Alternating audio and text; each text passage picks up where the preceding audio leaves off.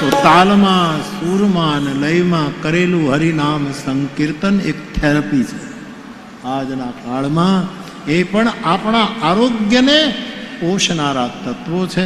તો બાપ, ગઈકાલે આપણે જે કથાનો ક્રમ લીધો એમાં યાજ્ઞવલ્ક મહારાજ ભરદ્વાજજીને શિવ ચરિત્ર સંભળાવે. શિવ સતીને લઈને કથા સાંભળવા ગયા, સતીએ કથા સાંભળી નહીં.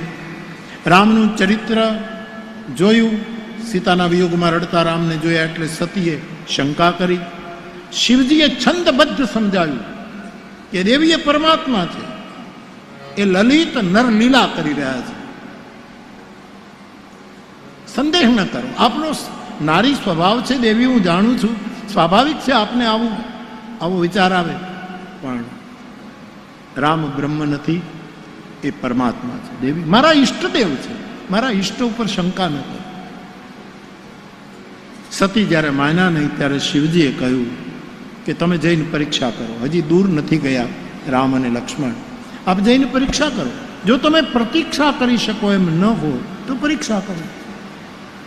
અને અનેક વખત કહેવાયું બાપ, ઈશ્વર એ પરીક્ષાનો વિષય છે જ નહીં, ખાલી અને ખાલી પ્રતીક્ષાનો જ વિષય છે. કૃષ્ણ દવે કહે એ આવશે, એ આવશે, એ આવશે, એ આવશે, પ્રતીક્ષા. સતી પરીક્ષા કરવા ગઈ, બુદ્ધિમાન બાપની દીકરી છે. ભગવાન શંકરે કહ્યું આપ જાઓ, હું અહીંયા બેઠો છું, નિર્ણય કરીને આવો. હું કહું છું કે એ બ્રહ્મ છે, આપ કહો છો કે એ બ્રહ્મ નથી, સામાન્ય માણસ. આપ જઈને પરીક્ષા કરો. અને સતી બૌદ્ધિક અહંકાર લઈ અને રામની પરીક્ષા કરવા જાય છે. આ કથા યાજ્ઞવલ્ક ભરદ્વાજજીને કહે છે. પુનિ પુનિ હૃદય વિચાર કરી ધરી સીતા કર રૂપ. સતીએ સીતાજીનું રૂપ ધારણ કર્યું કે હું સીતા બનીને જાઉં. જો બ્રહ્મ હશે તો મને ઓળખી જશે કે આ તો શિવપત્ની સતી છે, અને જો સામાન્ય હશે તો મને સીતા માનીને મારો હાથ પકડશે કે તમે ક્યાં હતા, હું ક્યારનો તમને શોધું છું. બહુ જ વિચારને અંતે સતીએ સીતાનું રૂપ લીધું, તુલસીદાસજી કહે છે. અને રામ લક્ષ્મણ આમ યાત્રા કરી રહ્યા હતા તો સીતાના રૂપમાં સતી એવી રીતે ભગવાન રામને આમ ઓવરટેક કરી અને રામની સામે આવ્યા. નકલ ભૂલ કરાવી જ દે. તમે નકલ કરો એટલે ભૂલની પરંપરા સર્જાય. જો એ સીતાનું રૂપ લીધું ભજવી ન શક્યા. સીતા તો હંમેશા રામની પાછળ પાછળ ચાલે. આ સીતાની નકલ કરવા ગયા તો રામ આવતા હતા એની આગળ હામાં આવ્યા, ત્યાં મોટા મોટી ભૂલ કરી. નકલ કરનારા છે ને હામાં પડે છે. આ તકલીફ, જે નકલ કરે છે હામાં પડે છે. નહીંતર એને તો પાછળ પાછળ આવવું જોઈએ કે પણ હામાં આવે. સાચી સીતા રામનું અનુગમન કરે, પણ નકલી સીતા રામની સામા પડે. સીતાનો એક અર્થ છે ભક્તિ. સાચી ભક્તિ ભગવાનની પાછળ પાછળ ચાલે, પણ નકલી ભક્તિ ભગવાનને પાછળ રાખી દે અને પોતે આગળ થઈ જાય. આ બધા ફરકો છે. અને સાહેબ, આપણે રૂપ બદલી શકીએ, સ્વરૂપનું શું? સતીએ સીતાનું રૂપ લીધું, પણ મૂળ એનું જે મૂળ સ્વરૂપ સતી પણ એ તો કેમ જાય? અંદરને તો ફેરફાર. રૂપ અનેક હોય, સ્વરૂપ એક જ હોય. રૂપ બહિર હોય, સ્વરૂપ ભીતર હોય. અને સીતાનું રૂપ લીધું, અને એને થોડોક સમય લાગે, બાકી બહાર પડી જ જાય, બહાર નીકળી જાય. મૂળ આપણું જે મૂળ સ્વભાવ હોય ને નીકળ્યા વગર ન રહે. થોડુંક આપણે નાટક કરી શકીએ, છુપાવી શકીએ. આપણે ત્યાં કવિઓએ લખ્યું છે,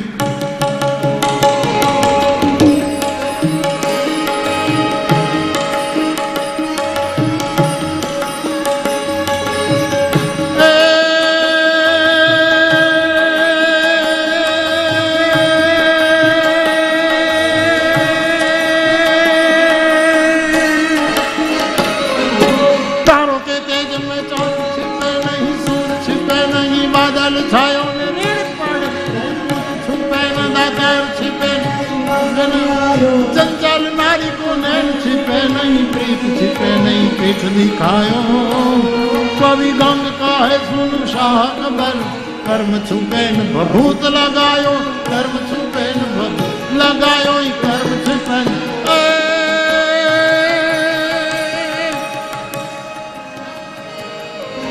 કવિ કહે કે તારોડિયાના તેજમાં ચંદ્ર છુપ્યો ન રહે 9 લાખ તારા હોય પણ ચાંદ ચાંદ છે અને સૂર્ય છુપે નહીં બાદલ છાયો ગમે તેટલા વાદળાઓના ઠઠ જામી જાય પણ સૂરજ છુપે નહીં એનું દિવસ પણ એનું આપણા ઉપર પ્રભાવ તો નાખી દે કે રાત નથી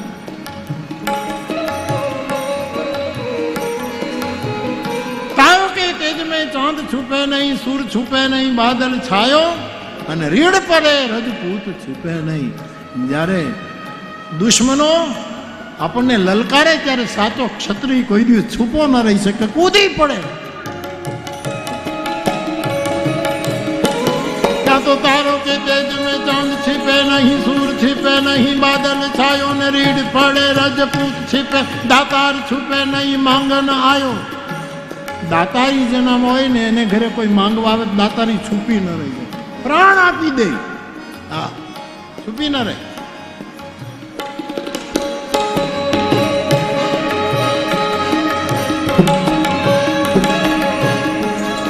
અને લોભી હોય ને એ આપે જ. એક લોભીઓ છે ને કૂવામાં પડ્યો ખબર નહીં હું કામ ગયો હશે કૂવામાં પગ લપસો ને પડી ગયો આપણા જગદીશભાઈ ત્રિવેદી નથી કહેતા કે એક ભાઈ છે ને કૂવાના કાંઠે બેઠો હતો અને એને ચોકઠા હતા દાંતના ચોકઠા હતા એમાં ઉપીલું ચોકઠું આમ કૂવામાં કાંઈ જોવા ગયો પોતાનો પડછાયો ખબર નહીં એકલો બેઠો હતો એટલે એમને કાંઈ એમાં એનું છીંક આવી એમાં ઉપરનું ચોકઠું જે હતું એ કૂવામાં વયું હવે એક નીચેનું રહ્યો ઉપરનું તો નહીં હવે કરવું કેમ ખવાય નહીં બહુ મુશ્કેલી ચહેરો આખો ભૂંડો લાગે વિચિત્ર લાગે હવે શું કરવું શું કરવું 2-3 જણાને ખેતરમાંથી બોલ્યા કે ભાઈ સાહેબ મારું ચોકઠું અંદર વહી ગયું છે તળીએ ગયું તમે લાવી દો ને હું મારે પેલા કીધું કે તમે હું બોલો છો એમને સમજાતું નથી તો કે એ ઓલું નહીં આવે ત્યાં સુધી સમજાવે ઓલું ત્યાં સુધી આમ થશે તમે હના સમજો હના જેટલાને બોલાવી કાંઈ સમજાય નહીં કે ભાઈ અમે અંદર તરતા નથી આવડતું ને અમે એ ચોખ્ઠું કાઢવાના એમાં 2 કલાક પછી એક માણસ આવ્યો કીધું કે વડીલ શું છે તકલીફ કે મારું ભાઈ ચોખ્ખું અંદર વી ગયું છીંક ખાધી અને એમાં અંદર વી ગયું બહાર તો કે એ આમ નહીં નીકળે કેમ તો ભાઈ એમાં એક છોકરો આવ્યો કે લે ભાઈ 1 રૂપિયો ઝીણા ગાંઠિયા લઈ આવે ગાંઠિયા અને એ ગાંઠિયા કૂવામાં અમને કે ચોકઠું બહાર આવ્યું ખાવા માટે ગાંઠિયા કારણ કે ગાંઠિયા બહુ ખાતું હતું અને પાછા ગોંડલના ગાંઠિયા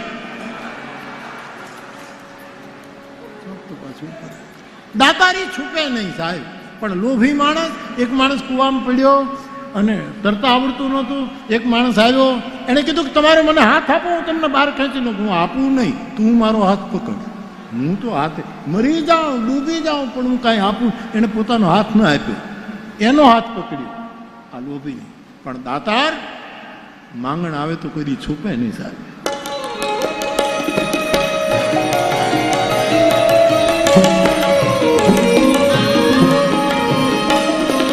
રીડ પડે રજપૂત छिपे न दातार छुपे नहीं માંગન आयो न चंचल नारी को नैन छिपे नहीं જેનામાં ચાંચલ્ય હોય એના નેત્ર છુપા ન રહી શકે અને ગમે તેટલો વિયોગ હોય તો પીઠ દેખાડી દે ને આવે નહીં તો પ્રેમ છુપો ન પ્રીત छिपे નહીં પીઠ દેખાયો જોઈએ તારો કે તેજ મેં ચાંદ छिपे नहीं सूर छिपे बादल छायो ने रीड पड़े रजपूत छिपे नहीं चंचल नारी को नैन छिपे नहीं प्रीत छिपे नहीं पीठ दिखायो गंग का है सुन शाह कबर कर्म छिपे भभूत लगायो कर्म छिपे लगायो कर्म ગમે તેટલો હું તમે વેશ પલટો કરીએ પણ કર્મ छिपा રહેતા નથી સતીનું આ દશા થઈ એને સીતાનું રૂપ લીધું પણ સ્વરૂપ સ્વભાવ તો એ જ છે બુદ્ધિમાન બાપની બેટી તરી ભગવાન રામ ઓળખી ગયા સામે ક્યાં આવતા ભગવાને પૂછ્યું મારા પિતા શંકર